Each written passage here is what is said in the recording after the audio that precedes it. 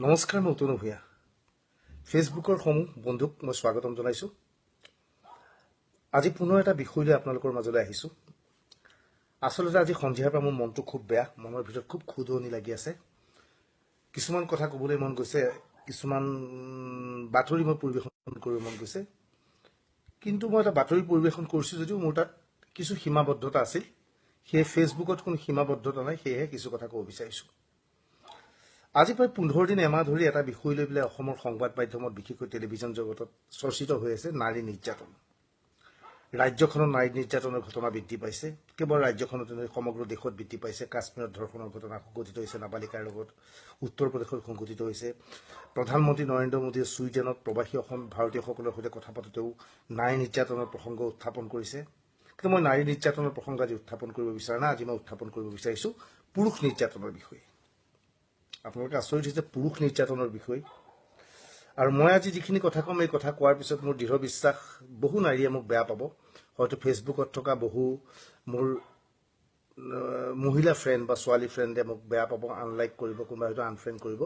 কিন্তু তথাপিও মনৰ কথাখিনি মই ক'বলৈ বাধ্য হৈছোঁ। অনুগ্ৰহ কৰি শুনি চাব মই পুৰুষ নিৰ্যাতনৰ বিষয়টো কিয় ক'ব বিচাৰিছোঁ।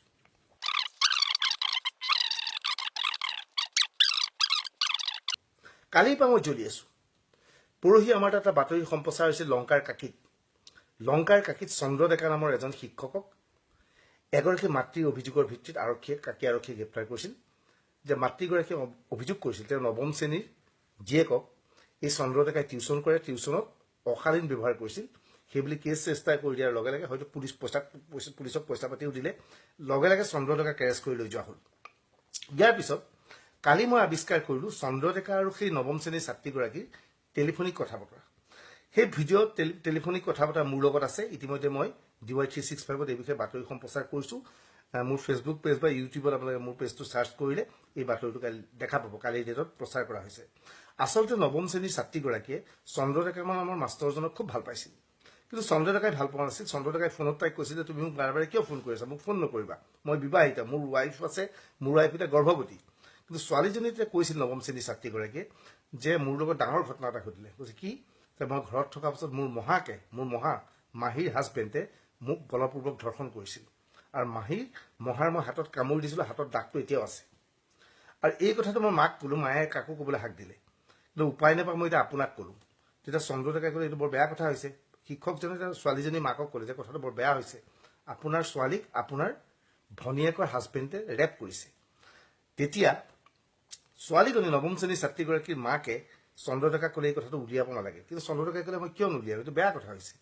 মাকে ভয় খালে যে মাকৰ ভনীয়েকৰ জীয়েকক ৰেপ কৰিছে, সেই কথাটো ওলাব।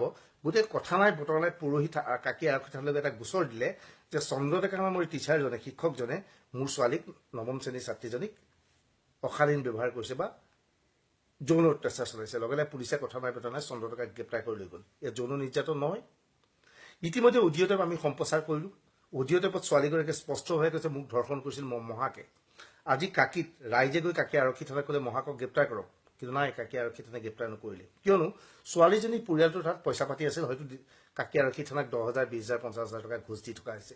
এই মুহূৰ্তত মই অনুৰোধ জনাম, এই ফেচবুকৰ এই ভিডিঅ'টো নগাঁও আৰক্ষী অধীক্ষক, হোজাই আৰক্ষী অধীক্ষকক অৱগত কৰিব লাগে।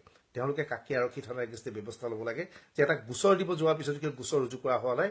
ছোৱালীজনীৰ স্বীকাৰোক্তিৰ ভিত্তিত ছোৱালীজনীৰ মহাকক যি ধৰ্ষণ কৰিছে বুলি কোৱা হৈছিল তেওঁক কিয় গ্ৰেপ্তাৰ কৰা হোৱা নাই। চন্দ্ৰ ডেকাক গ্ৰেপ্তাৰ কৰি জেললৈ লৈ যোৱা হ'ল এজন ভাল শিক্ষকক। এয়া পুৰুষৰ নিৰ্যাতন নহয়। নৱম শ্ৰেণীৰ ছাত্ৰী এজনীৰ কথা কল্পনা কৰক। নৱম শ্ৰেণী ক্লাছ 9ৰ ছোৱালী এজনীয়ে লগত ফিজিকেল ৰিলেশ্যন হৈছে মহাকৰ। ইয়াতকৈ ডাঙৰ ঘটনা কি হ'ব পাৰে? ইয়াত পুৰুষ নিৰ্যাতন নহয়। আমি কেৱল নাৰী নিৰ্যাতন চিঞৰি আছোঁ। কিন্তু দুখৰ বিষয়, চন্দ্ৰ ডেকাৰ মুখখন দেখুৱাইছোঁ মই, কিন্তু যিজনী নৱম শ্ৰেণীৰ ছাত্ৰীয়ে মিছা কথা ক'লে তাইৰ মুখখন মই দেখুৱাব নোৱাৰোঁ, মুখখন ঢাকি ৰাখিব লাগিব। এয়া হৈছে আমাৰ নিয়ম। কিন্তু ফেচবুকত মই দেখুৱাব পাৰোঁ। ফেচবুকত এতিয়া কোনো বাধাৰ পৰা হোৱা নাই। আজি প্ৰায় এসপ্তাহমানৰ আগৰ ঘটনা। হঠাৎ মই অফিচলৈ আহিলোঁ। হঠাৎ এটা খবৰ আহিল যে লখিমপুৰৰ নাওবৈচাত এগৰাকী কণমানি কিশোৰীক ধৰ্ষণ কৰা হ'ল। সমগ্ৰ ঘটনাটো এনেকুৱা যে মথাউৰিৰ ওচৰত কিশোৰীগৰাকী পৰি আছিল। স্থানীয় ৰাইজে পোৱা দেখিলে, সুধিলে কি হ'ল, যে মোক 4-5টা ল'ৰাই ৰেপ কৰিলে।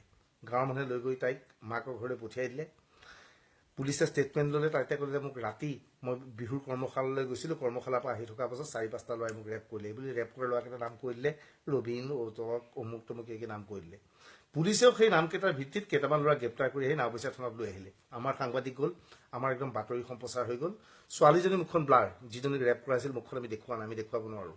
কিন্তু যিকেইটা ল'ৰাক ধৰি আনিলে গোটেইকেইটাৰ মুখকেইটা দেখুৱালে, এইকেইটা ৰেপিষ্ট ল'ৰাকেইটাই হাতকেইটা বন্ধা অৱস্থাত ৰখি আছে। অলপ পিছত SPয়ে ফোন কৰি জনালে খবৰটো কিছু বেলেগ ধৰণৰ। গতিকে কি ছোৱালীজনীক সোধপোছ কৰাত, ছোৱালীজনীৰ বয়ফ্ৰেণ্ডক সোধপোছ কৰাৰ পিছত আচল কথা ওলালে যে সৰু ছোৱালীজনী বোধহয় 9ম নে 10ম শ্ৰেণীৰ ছাত্ৰী আছিল। তাই সেইদিনা বিহু কৰ্মশালালৈ গৈছিল। কৰ্মশালাত গৈ বিহু নানাচি বয়ফ্ৰেণ্ডৰ লগত ওলাই আহিছিল আৰু ক'ৰবাত ফিজিকেল ৰিলেশ্যন কৰিছিল। ফিজিকেল ৰিলেশ্যন কৰি থকাৰ পাছত তাহাঁতৰ দেৰি হ'ল। দেৰি হোৱাৰ পিছত ছোৱালীজনীয়ে ঘৰলৈ যাবলৈ ভয় খালে। বয়ফ্ৰেণ্ডক ক'লে যে এতিয়া কি কৰিম? দুয়োটাই প্লেনিং কৰিলে তাইক ৰেপ কৰিছোঁ বুলি ক'ব লাগে, আৰু ছোৱালীজনী নাটক কৰিলে মোক ৰেপ কৰা হৈছে। ইয়াৰ পিছত সেই যে 4জন ল'ৰাই যে মুখখন দেখুৱাইছিলোঁ ভাল ভাল ল'ৰা, সিহঁতে কোনো ৰেপিষ্ট আছিল, তাৰ বাবে কোন দোষী? আমি দোষী নহয়নে? কল্পনা কৰক যে নাৰী এনেকুৱাও হ'ব পাৰে।